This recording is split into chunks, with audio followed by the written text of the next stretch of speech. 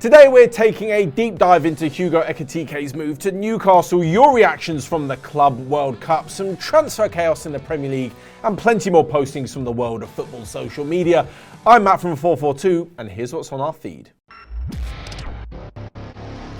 Right then, Hugo Ekitike to Newcastle. A big deal for a very, very good player. He's got absolutely everything you need from a striker and is basically very similar to Aleksander Isak. For those of you who didn't watch him in the Bundesliga last season, if you don't watch German football too much, you might have seen him in the Europa League, but he's quick, he's strong, he's got all the height you need for a centre forward, brilliant feet, incredible finishing, all the footwork. What a signing this could turn out to be for a number of reasons, many of which I will break down for you.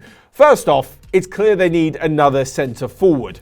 They've just let Callum Wilson leave the club, or rather he decided to leave the club at the end of his contract. So there's the first reason. The second is that they've already signed Anthony Elanga for a left wing position.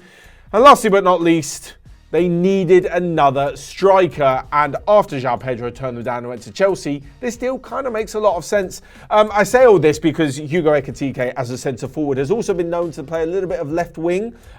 He's certainly got the ability to, but definitely for Newcastle, this is a centre forward signing. And the quoted amount for it is above £70 million. This is a lot of money. To be honest, most things are a lot of money these days in the transfer market, but above 70 million is quite a lot for a player who at the start of it isn't going to be a guaranteed starter. Like, he is being signed for the squad as a backup to Aleksander Isak, who, by the way, is their current record signing at 63 million. So Ekitike will be the most expensive player for Newcastle ever.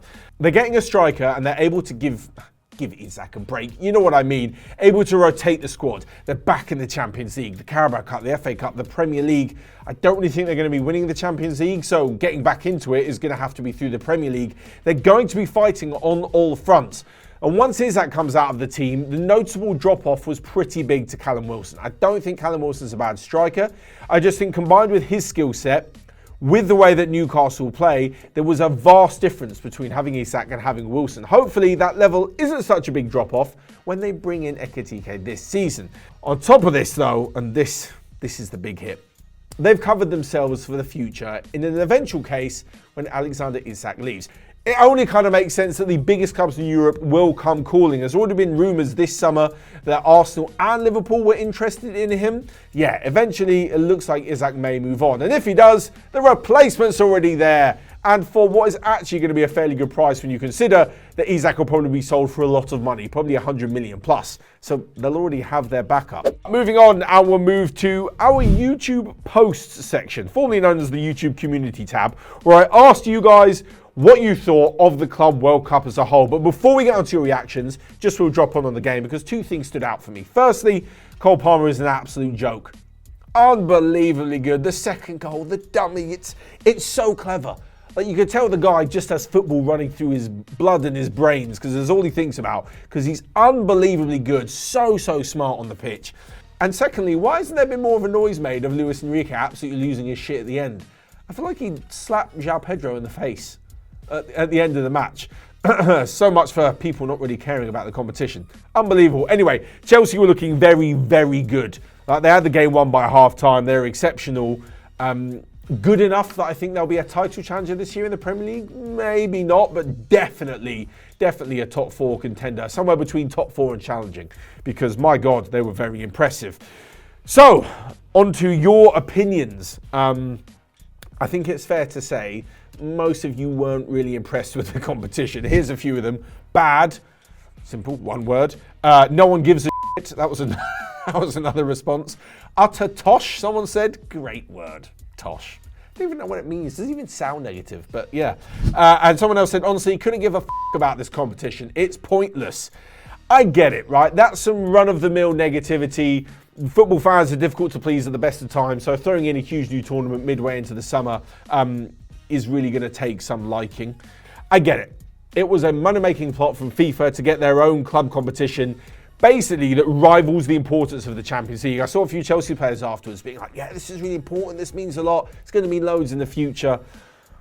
It might mean something in the future, in the very distant future, but it doesn't now. So to try and claim that it does is a bit odd. And, you know, it's hard to look past that as a football fan. Having said that, A few of you did like it. A lot of you seem to be really, really keen to watch the South American teams play, which was really, really cool. I did as well. And considering how many South American players, especially Brazilian players, move to the Premier League or move to European football, like, it's quite interesting for me to have watched them before they end up in Europe, and then you're sort of like pretending to know who they really were beforehand. But yeah, that one was really, really cool. Saw some interesting games. This was quite a good review. Someone said South American teams did well, but I didn't I didn't lose sleep over millionaires who retire at 33 not getting an extra 2 weeks in Mykonos. I mean, that's really oddly specific for the time frame and for the fact it has to be Mykonos as well. I think you're sort of missing the point there. It's not that players didn't get time off for a specific holiday now. It's more the knock-on effect that it has in the Premier League. Like, if the Premier League and, you know, the rest of the European leagues are seeing really low intensity games, are seeing lots of player injuries, that's the knock-on effect of the tournament. It's not because I care so much about them having a few more weeks in Greece or on any island for that matter. The interesting point was at the empty stadiums. That was a big issue for me, especially because this is sort of a tester tournament for how the World Cup's going to look next summer. A lot of people have said, look, for most of these clubs, if you're a fan of a club, like, it's really difficult to get to the US. So yeah, flying to a different continent is very, very difficult. And then I thought, by that logic, surely that makes the World Cup just as difficult. Like, I know you see the World Cup supported by so many international fans. Wherever it's been, there have been loads of fans there. But I just think this stretches across 3 countries. I think about last time in Qatar, how everything was within like a 20-minute drive of each other. This time, Mexico, through the US, which is big enough as it is, all the way into Canada. Like, nobody's going to be able to follow their team for every single game. It's more likely you just pick a city and then end up watching whichever teams are in that city. Hopefully it's your one. But yeah, it doesn't fill me with a lot of hope for the World Cup next summer in terms of there being an atmosphere. I think the Club World Cup let itself down by almost insisting upon itself.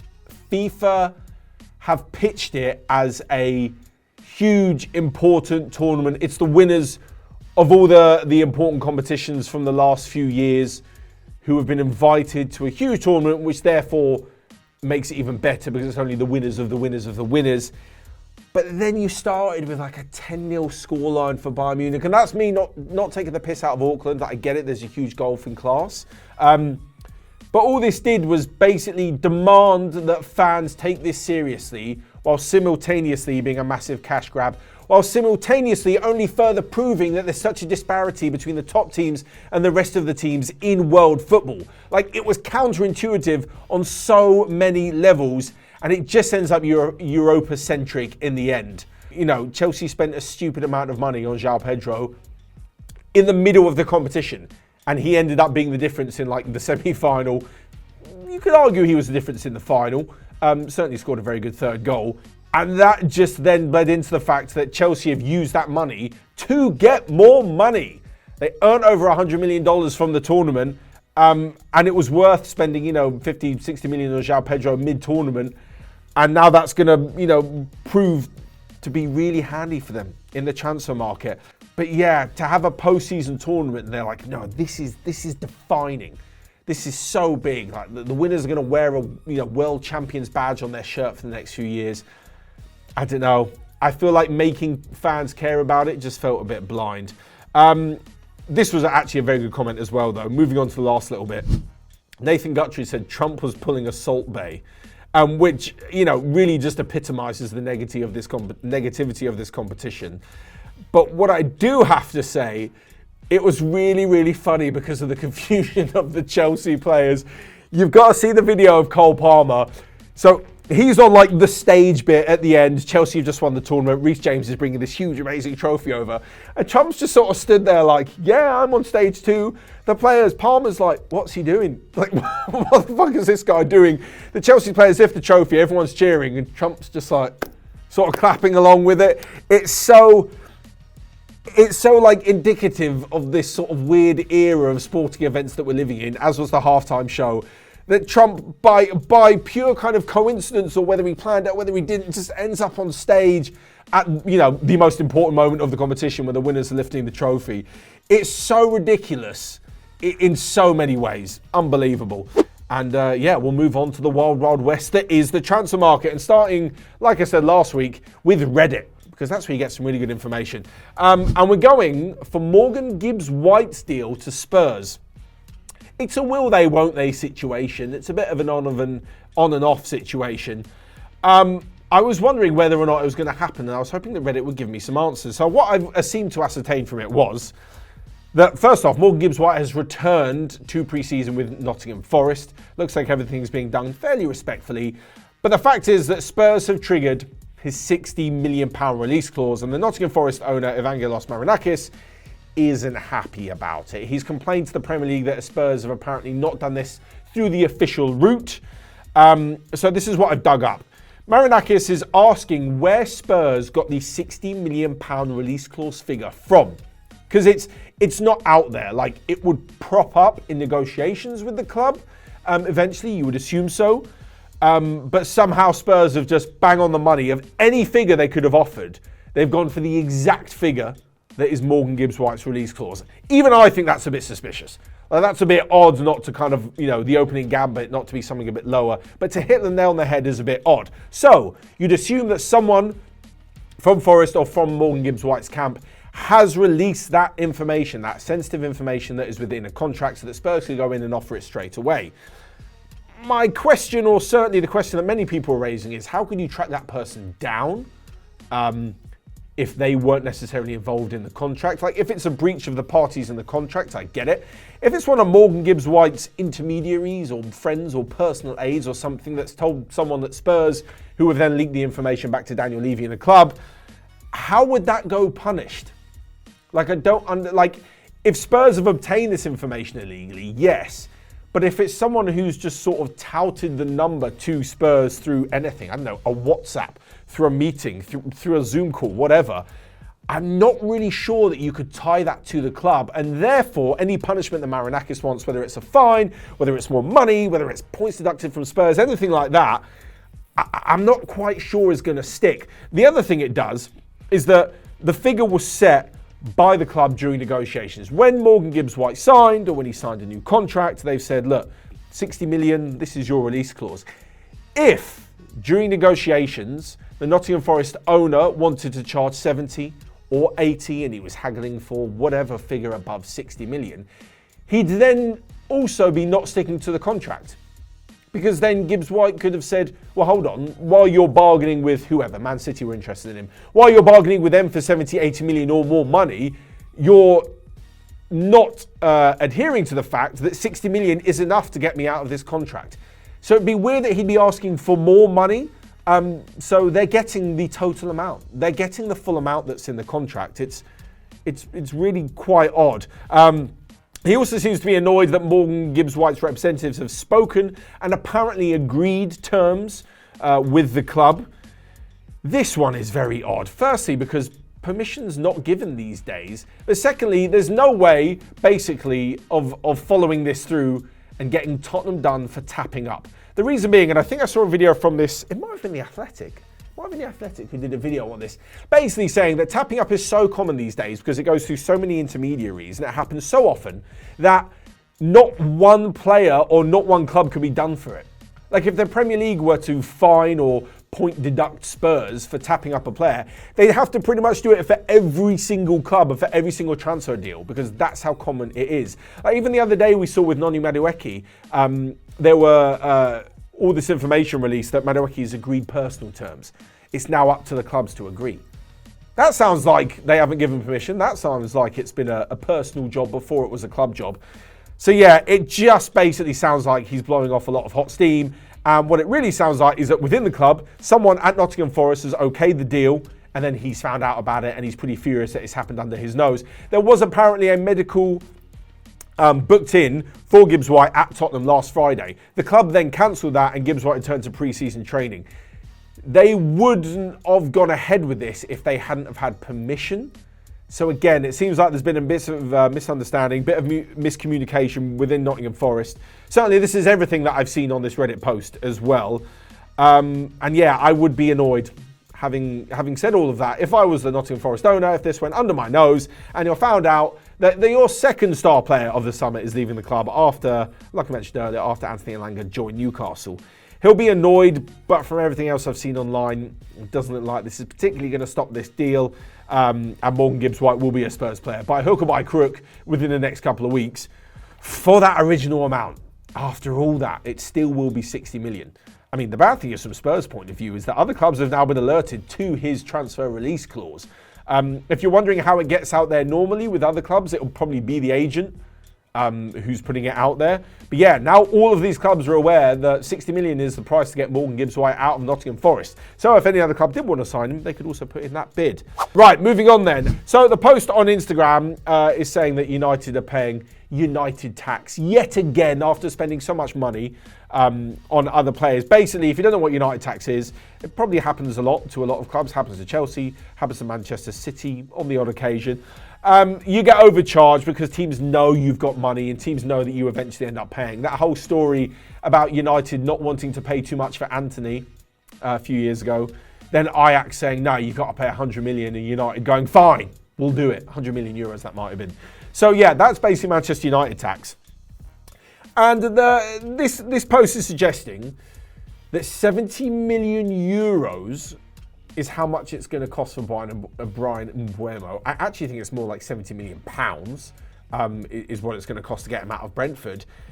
To be honest, I think that's totally worth it. I don't think Man United are paying Man United tax. I just think that's going to be how much it costs to get a Premier League proven player, that Brian 𝗵𝗴𝗡, 20 Premier League goals last season, that Brian 𝗵𝗴𝗡, brilliant for the last few years at Brentford, that Brian 𝗵𝗴𝗡, out of the club and to United. Like, if you look at, for example, mentioned him just a few minutes ago, 𝗦𝗶𝗴𝗍𝗓, what was that, 55 million quid? That's what it's going to take to get him to Arsenal, around that, 50 to 60 million. 55 million was how much it cost Anthony Elanga, Newcastle, to get Elanga out of Nottingham Forest.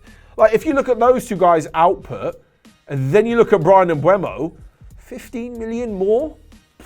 In this day and age from another Premier League club, I actually kind of think it makes sense. Like, there's also rumours that Eze is going to cost Arsenal 62 million from Crystal Palace.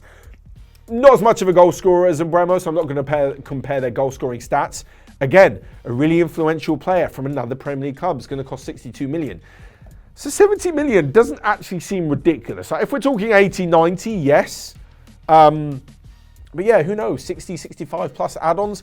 I don't think it's absolutely mental. I certainly don't think Man United are being held to ransom, because any other club is going to have to pay that to get 𝗵𝗴𝗡 out. And lastly, we'll finish with, well, I say it's quite a funny one. It's actually quite a distressing one for me, because it makes me feel really, really old. I saw this on Facebook, that not only has, in the last week, Petr Cech's son signed his first professional contract for Fulham. Yes, he's a goalkeeper. But Ryan Bertrand's son, yes, also, surprise, surprise, a left-back, has signed his first professional contract for Arsenal. It just means that in the next few years, I'm going to be one of those old guys sat in the stands being like, oh, God, I remember his dad. I remember his dad playing. He was a good player. Like, they're ancient. But they're really not. And it just makes me feel old. What a life this is. Anyway, that was what's on our feed for another week. Make sure you guys let me know down in the comment section what you thought about all these topics, especially about whether you think Brian 𝗵𝗴𝗡 is worth that much money, and how good you think Ekitike will be. I think we will now officially close the lid on the Club World Cup. Oh, I was about to say overall good tournament, but I'm not sure it is.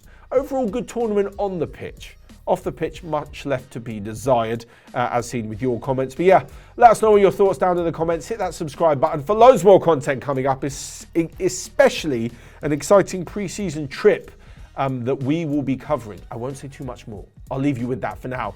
But anyway, that's all from me for today. I'll see you in the next video.